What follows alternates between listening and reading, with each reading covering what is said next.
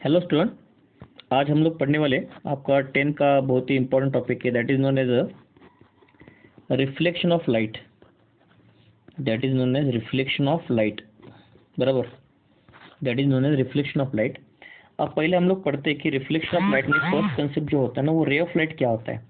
अगर मेरे पास समझ लो ऐसे एक टॉर्च है, ऐसे एक टॉर्च मैंने यहाँ पे कंसिडर कर लिया, ओके। तो यहाँ से एक रे ऑफ लाइट निकल रही, रे ऑफ लाइट है ना, रे ऑफ लाइट निकल लेती है, ठीक है। तो इस यहाँ पे इसको लिखेंगे, so it is known as ray of light. इसको लिखेंगे हम लोग यहाँ पे ray of light, okay, ray of light, ठीक है। अब आगे हम लोग बढ़ लेते हैं। अगर वही मैंने टॉर्च ले लिया, मान के चलो वही अगर मैंने टॉर्च ले लिया और वहां से अगर बहुत सारे रे ऑफ लाइट निकल रही है, ऐसे बहुत सारे ऐसे अगर रे ऑफ लाइट निकल रही है, तो इसको बोलते हैं हम लोग बीम ऑफ लाइट। क्या बोलते हैं इसको हम लोग? बीम ऑफ लाइट, ठीक है, बीम ऑफ लाइट, ठीक है। अब हम लोग आगे पढ़ेंगे हम लोग अब types of beam, types of beam of light, types of beam of light. देखो बहुत अलग अलग तरीके की बीम ऑफ लाइट होती है। जैसे ये फर्स्ट होगा बीम ऑफ लाइट। अगर यहाँ पे मान लो पॉइंट है मेरे पास, तो वहां पे आप बीम ऑफ लाइट ऐसे दिखा सकते हो, करेक्ट। या मान के चलो कि ऐसे कुछ तो है लाइट रेज या बीम ऑफ लाइट, या किसी पॉइंट पर, पॉइंट से ऐसे लाइट रेज निकल रही है, ठीक है। तो ये जो फर्स्ट बीम ऑफ लाइट है ना, इसको बोलते हैं हम लोग कन्वर्जिंग, यानी इस पॉइंट पर ये लाइट रेज क्या आ रही है? कन्वर्जिंग, कन्वर्जिंग है ना, अंदर आ रही है, ऐसे कन्वर्जिंग बीम ऑफ लाइट है ये। और यहाँ से लाइट रेज इस सेकंड में बाहर जा रही है, तो बाहर जाने का मतलब डाइवर्जिंग। पॉइंट से अगर बाहर जा रही है तो डाइवर्जिंग, पॉइंट की तरफ आ रही है तो कन्वर्जिंग। और इसको हम लोग बोलेंगे पैरेलल रेज। क्या बोलेंगे इसको हम लोग? पैरेलल रेज, ठीक है।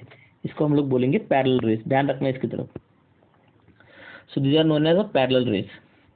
तो उसके बाद now we will come to the our main concept, that is known as reflection, that is known as reflection, ठीक है। अब देखो एक मेरे पास ऐसे एक मिरर है, ऐसे मिरर है ना, इसको हम लोग बोलेंगे मिरर। तो मिरर का जो बैक सरफेस होता है ना, ये सिल्वर उसको लगाया जाता है ना बैक सरफेस पर, मिरर के बैक सरफेस पर सिल्वर लगाया होता है, तो वो रिफ्लेक्टिंग नहीं होता। मिरर का आगे का सरफेस रिफ्लेक्टिंग होता है। तो मान लो इस पॉइंट पर, अगर मिरर में इस पॉइंट पर कोई रे ऑफ लाइट आ रहा है, ऐसे रे ऑफ लाइट आएगा स्ट्रेट में, तो वहां से रे ऑफ लाइट ऐसे रिफ्लेक्ट हो जाएगा, वहां से उस पॉइंट से रे ऑफ लाइट ऐसे रिफ्लेक्ट हो जाएगा, करेक्ट। और हम लोग क्या करेंगे, बीच में ऐसे एक लाइन ड्रॉ करेंगे, जो लाइन इस मिरर को परपेंडिकुलर होगी, जो लाइन इस मिरर को परपेंडिकुलर होगी उसको हम लोग बोलते हैं नॉर्मल।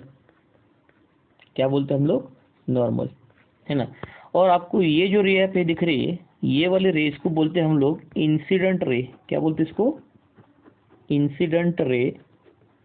और इस वाले रे को हम लोग बोलते हैं रिफ्लेक्टेड रे। क्या बोलेंगे इसको? रिफ्लेक्टेड रे, ठीक है। ओके, अब ध्यान देना, दो चीजें यहाँ पे बहुत इंपॉर्टेंट होती है। उसको हम लोग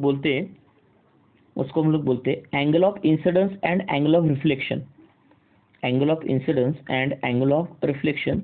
अब देखो ये वाला जो एंगल आपको दिख रहा है ना, इंसिडेंट रे ने नॉर्मल के साथ बना हुआ एंगल जो होता है उसको बोलते हैं हम लोग एंगल ऑफ इंसिडेंस, और रिफ्लेक्टेड रे ने नॉर्मल के साथ बनाया हुआ एंगल उसको बोलते हैं हम लोग एंगल ऑफ रिफ्लेक्शन।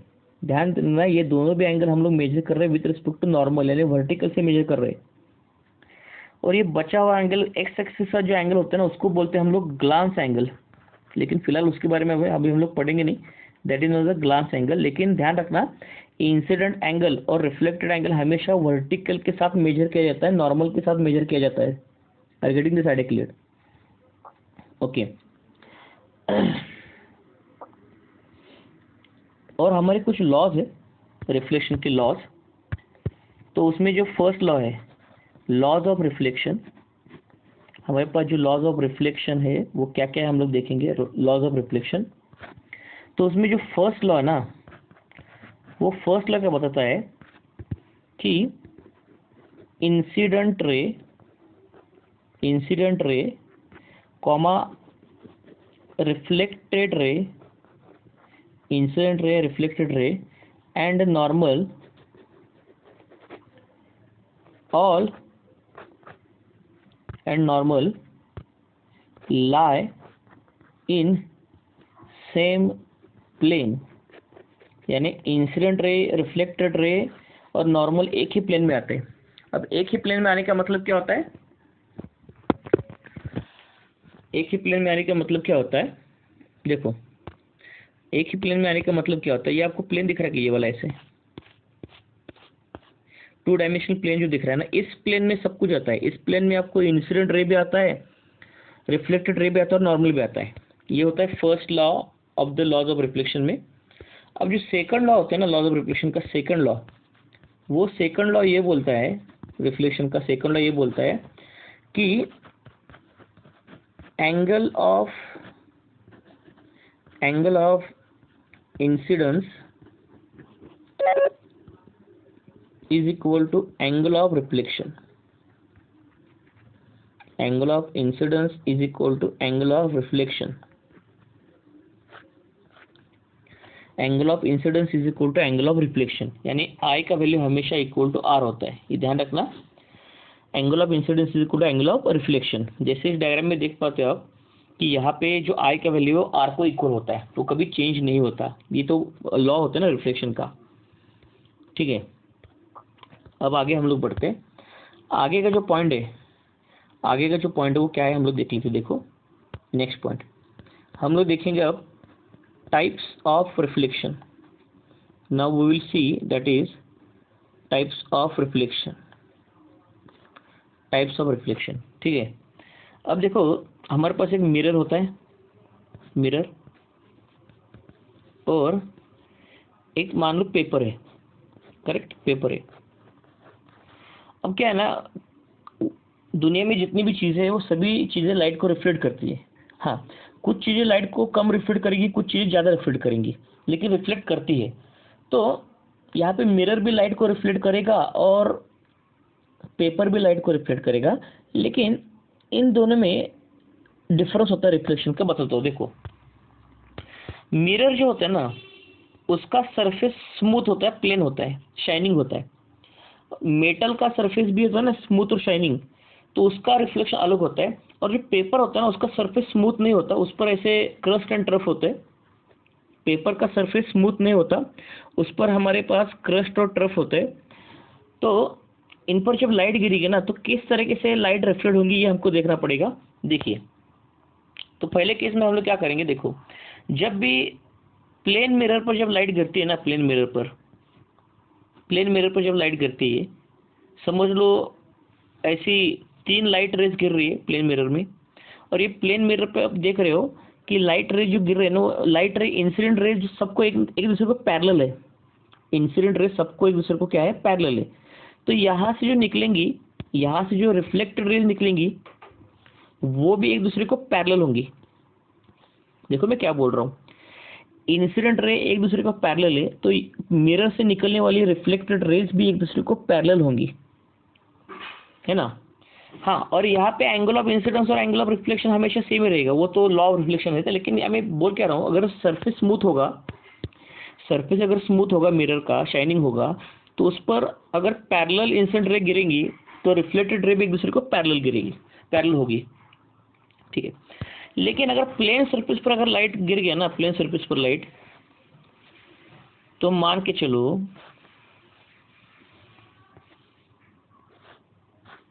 ठीक है, मान के चलो, मैं क्या बोल रहा हूँ, देखो यहाँ पे आप देख पा रहे हो, सॉरी यहाँ पे हटा देता हूँ, मैं आपको डिटेल में बता दूँ।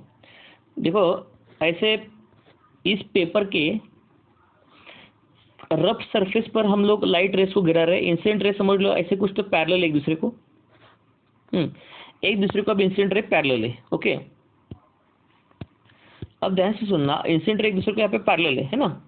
तो यहाँ से जो रिफ्लेक्टेड रेज निकलेंगे ना, रिफ्लेक्टेड रेज, वो एक दूसरे को पैरेलल नहीं होंगी।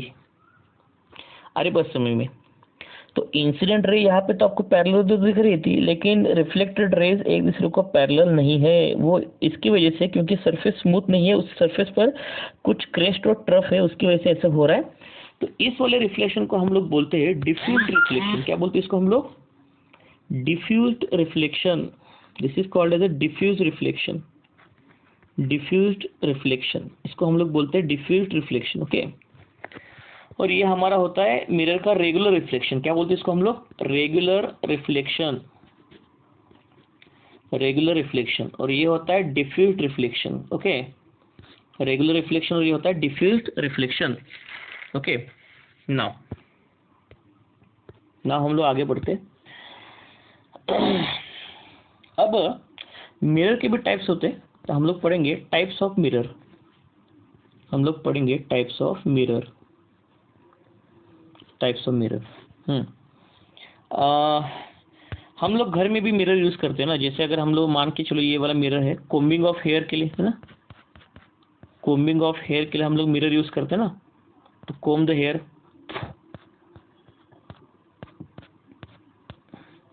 कोम्बिंग जो हेयर कोम्बिंग होता है ना, वो वाला मिरर कौन सा होता है बच्चों? हाँ एग्जैक्टली, प्लेन मिरर होता है। क्या होता है? प्लेन मिरर होता है। कोम्बिंग के लिए जो हम लोग यूज करते हैं ना प्लेन मिरर, वो होता है प्लेन मिरर। कोम्बिंग के लिए हम लोग यूज करते हैं, that is called as a plane mirror. लेकिन शेविंग के लिए यूज करते हैं ना मिरर। शेविंग के लिए देखो, अगर ऐसे आदमी बैठ के शेविंग कर रहा है, तो शेविंग के लिए जो मिरर यूज होता है ना, shaving mirror, shaving mirror, shaving mirror, वो क्या करता है ना, शेव करते वक्त आपको चेहरा अच्छे से दिखना पड़ेगा ना, तो वो शेविंग मिरर क्या करता है, आपका चेहरा थोड़ा सा मैग्नीफाई कर देता है। तो इसका मतलब शेविंग मिरर जो होता है ना, वो कॉन्केव होता है। कॉन्केव एक्चुअली चीजों को मैग्नीफाई कर देता है। करेक्ट, वो कॉन्केव मिरर होता है। शेविंग का मिरर होता है, वो कॉन्केव मिरर होता है। Correct, those are concave mirrors. Shaving mirror, बराबर। शेविंग मिरर क्या होता है? कॉन्केव मिरर होता है। लेकिन आपने कार में लगा हुआ मिरर देखा है ना? कार में, हमको कार में लगा हुआ जो मिरर होता है, कार में लगा हुआ ऐसे साइड में, तो कार में लगा हुआ मिरर से आपने अगर देखा होगा, तो आपको उस छोटे से मिरर से आपको बहुत ज़्यादा बड़ा व्यू दिखता है ना। फील्ड ऑफ व्यू जो आपका बढ़ जाता है। और वो गाड़ी का जो मिरर होता है थोड़ा सा बल्जिंग आउटवर्ड होता है ना, तो बल्जिंग आउटवर्ड जो होता है उसको बोलते हैं कॉन्वेक्स मिरर। क्या बोलते हैं उसको हम लोग? Convex mirror. बल्जिंग आउटवर्ड जो होता है ना, that is called as convex mirror. ध्यान रखना।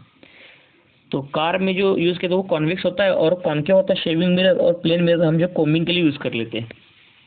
बराबर। हम लोग आगे बढ़ते हैं। अब देखो, अब प्लेन मिरर को हमेशा हम लोग ऐसे दिखा देते हैं, प्लेन मिरर को। सो प्लेन मिरर को दिखाने का ये वाला तरीका होता है। This is the method to show plane mirror. This is the method to show plane mirror. अब देखो, और जो कॉन्केव मिरर होता है ना, कॉन्केव मिरर, कॉन्केव मिरर को याद रखने का सबसे आसान तरीका क्या होता है ना, कॉन्केव मिरर जो होता है ना, वो इस अंदर की तरफ जाओ, क्यू की तरफ जाओ, क्यू की तरफ, तो अंदर जो जाता है ना ग्रू में, वो कॉन्केव मिरर होता है। ठीक है, ये कॉन्केव मिरर ऐसे दिखाया जाता है। So this is a concave mirror. अपना जो स्पून होता है ना, स्पून, स्पून जिससे हम लोग खाते हैं ना, वो पोर्शन कॉन्केव होता है।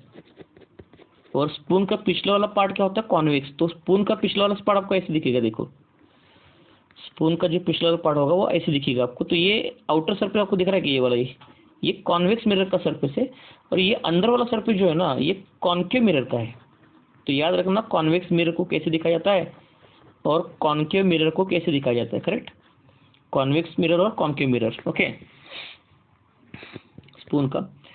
और एक रिफ्लेक्शन ऑफ लाइट के बारे में हम लोग जो पढ़ते हैं ना, तो देखो मिरर पर अगर मान के चलो, अगर लाइट रे मान के चलो यही नॉर्मल है, नॉर्मल है, और इसी नॉर्मल पर अगर आपका लाइट रे आ गया, यानी लाइट रे को आपने भेज दिया नॉर्मल पर ही, तो इसका मतलब रिफ्लेक्टेड रे भी जो होगा ना, वो अलोंग द नॉर्मल ही होगा। क्यों? देखो, अलोंग द नॉर्मल अगर आपने इंसिडेंट रे ला दिया, तो रिफ्लेक्टेड रे भी अलॉन्ग द नॉर्मल होगा, और यहाँ पे जो होगा angle of incidence is equal to angle of reflection is equal to 0 degree का होगा। कितना होगा? 0 डिग्री का। ये याद रखना, इसको भूलना मत। ठीक है, अब हम लोग थोड़ा सा प्लेन मिरर और कॉन्केव और कॉन्वेक्स मिरर के बारे में थोड़ा सा हम लोग पढ़ना शुरू कर लेते हैं। देखो, अगर आपने प्लेन मिरर पर ऐसे लाइट डाल दी अलॉन्ग द नॉर्मल ऐसे, तो फिर इसका मतलब क्या होगा? रिफ्लेक्ट वो अलॉन्ग द नॉर्मली हो जाएगा ऐसे। यानी यहाँ प्लेन मिरर में भी लॉ ऑफ रिफ्लेक्शन अप्लाई होता है, कॉन्केव मिरर में भी लॉ ऑफ रिफ्लेक्शन अप्लाई होता है, ध्यान रखना, प्लेन मिरर। ठीक है, लेकिन अगर हम लोग कॉन्केव मिरर ले लेंगे ना, कॉन्केव, जो कॉन्केव मिरर होता है ना, तो उसमें क्या होता है देखो, मैं बता देता हूँ। अगर लाइट रे अगर आपने ऐसी भेजी कॉन्केव मिरर में, ऐसे अगर लाइट रे भेजी आपने, तो वो लाइट रे क्या होते हैं ना, देखो ऐसे बहुत सारे अपने पैरेलल लाइट रेज अगर भेजी, तो वो रिफ्लेक्टेड रेज होते हैं ना कॉन्केव मिरर पर, रिफ्लेक्टेड रेज होते हैं ना, वो देखो कहाँ आ जाती है,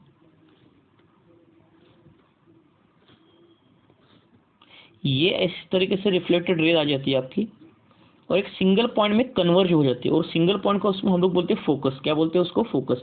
इसीलिए कॉन्केव जो मिरर होता है ना, कॉन्केव जो मिरर होता है, कॉन्केव जो मिरर होता है ना, वो कन्वर्जिंग मिरर होता है। क्या होता है? कन्वर्जिंग मिरर, यानी लाइट रेस को कन्वर्ज कर देता है एक पॉइंट पर, एक पॉइंट पर ला देता है, कन्वर्जिंग मिरर। और ये जो जिस पॉइंट पर वो कन्वर्ज हो गया ना, इस पॉइंट को हम लोग बोलते हैं फोकस। क्या बोलते हैं उसको हम लोग? फोकस। कन्वर्जिंग मिरर इसको बोलते हैं हम लोग फोकस, याद रखना। अगर उसी हिसाब से हम लोग अगर कॉन्वेक्स मिरर की तरफ अगर कॉन्वेक्स मिरर की तरफ अगर लाइट रे भेजेंगे पैरेलल, तो क्या होता है देखो, अगर कॉन्वेक्स मिरर पर अगर हमने लाइट रे अगर पैरेलल लाइट रे अगर भेजी इस तरीके से, तो लाइट रे ना उस सरफेस से रिफ्लेक्ट हो जाएंगी इस डायरेक्शन में ऐसे, और उसको मैं पीछे से खींचूंगा तो it appear to come backward, light ray appear to come backward, इस तरीके से उसको आपको दिखेगा, है ना, इस तरीके से आपको वो दिखेगा, इस तरीके से वो बैकवर्ड कन्वर्ट हो जाएगा। ठीक है, ऐसे बैकवर्ड। तो असल में तो रिफ्लेक्ट तो ऐसे आउटवर्ड हो रही है, लेकिन बैकवर्ड वो अपीयर होता है कि बैकवर्ड कन्वर्ट हो रहा है, बैकवर्ड की तरफ कॉन्वेक्स मिरर का फोकस होता है। कॉन्वेक्स मिरर का जो फोकस होता है वो बैकवर्ड होता है। और दूसरी चीज, कॉन्वेक्स मिरर क्या करते हैं? लाइट को डाइवर्ज करती है, तो इसलिए डाइवर्जिंग मिरर होता है। क्या होता है? ये डाइवर्जिंग मिरर होता है। So this convex mirror is a diverging mirror और concave mirror is a converging mirror. याद रखना, इसको भूलना मत आप। अब हम लोग क्या करेंगे, कुछ रे डायग्राम्स हम लोग पढ़ेंगे, रे डायग्राम्स। अब मैं पहले आपको बताऊंगा कि रे डायग्राम जो होता है ना, ray diagram for plane mirror, ray diagram for plane mirror, ray diagram for plane mirror, ray diagram for plane mirror. अब प्लेन मिरर को रे डायग्राम कैसे दिखाओगे? देखो आप, ये प्लेन मिरर मान के चलो, ओके, और यहाँ पे कोई हमने एक ऑब्जेक्ट रखा है, यहाँ पे कोई हमने एक ऑब्जेक्ट रखा है ए और बी।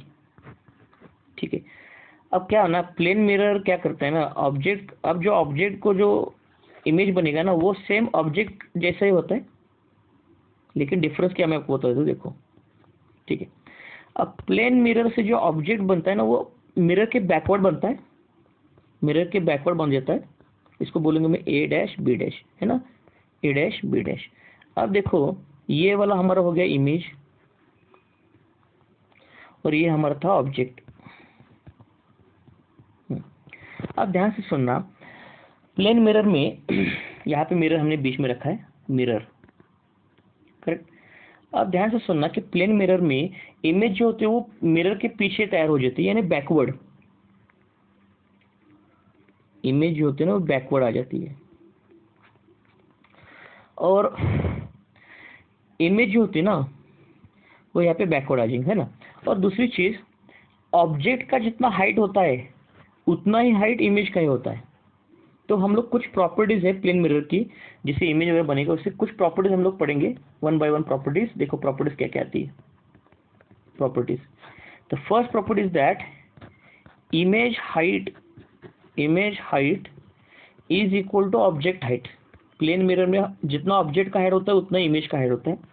दूसरी चीज, image distance is equal to object distance. Image distance is equal to object distance.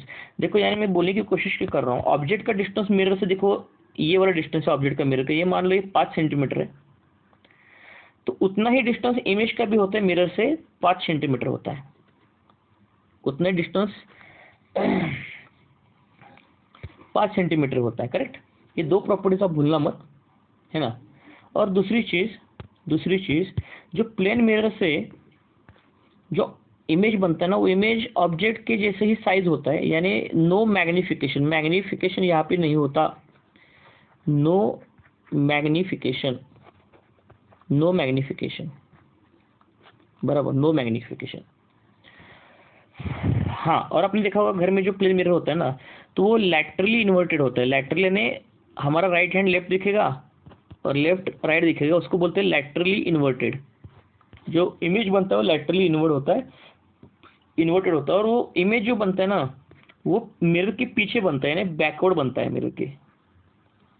Mirror के पीछे बनता है, यानी बैकवर्ड बन जाता है।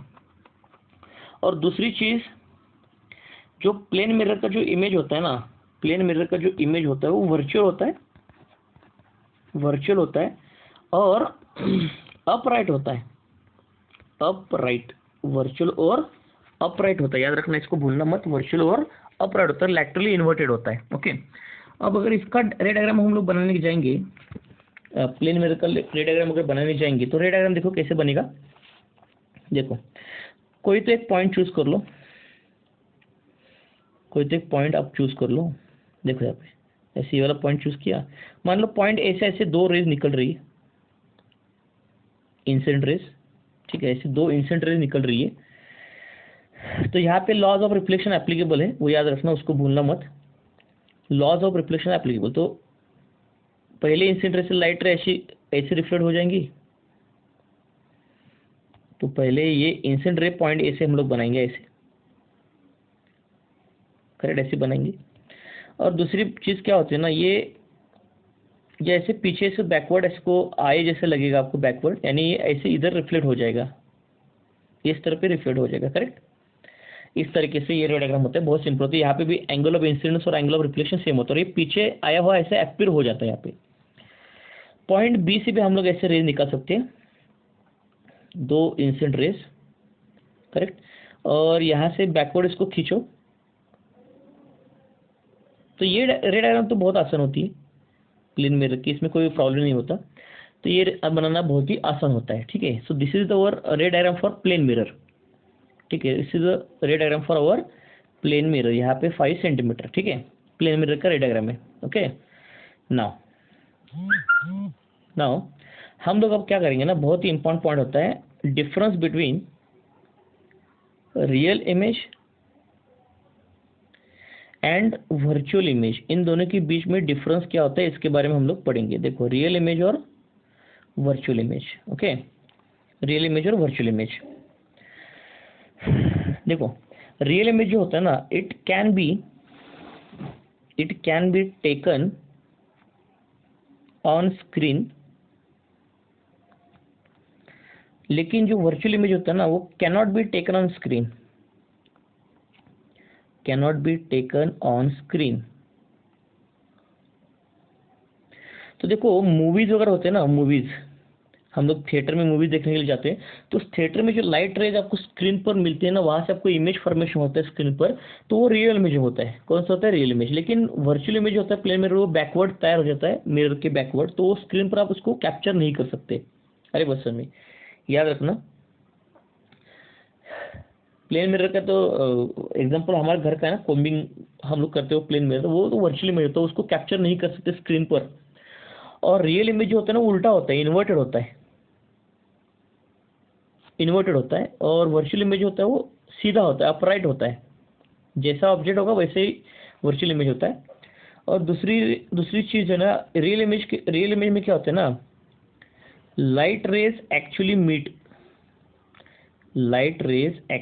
यानी स्क्रीन पर अगर आप इमेज बनाना चाहते हो तो लाइट रेज को तो एक्चुअली मीट होना पड़ेगा ना, लेकिन वर्चुअल इमेज में light rays appears to meet, light rays appears to meet यानी वर्चुअल इमेज में लाइट रेट मिल रहे ऐसे लगेगा आपको। देखो यहाँ पे वर्चुअल इमेज में आप देख रहे हो कि लाइट रे आपको यहाँ पे मीट कर रहा है ऐसे फील होता है ना, डॉटेड पीछे लाया ना मैंने डॉटेड वाला पार्ट, ये फील होता है आपको, लेकिन एक्चुअली लाइट रेज यहाँ पे नहीं मिलती, याद रखना, ठीक है। ये वाला पार्ट है, okay. So this is a part. Now we will move towards the next point. अब नेक्स्ट पॉइंट क्या है देखते हैं हम लोग। अब देखो नेक्स्ट पॉइंट क्या होता है, मैं आपको समझाता हूँ। देखो नेक्स्ट पॉइंट होगा रे डायग्राम फॉर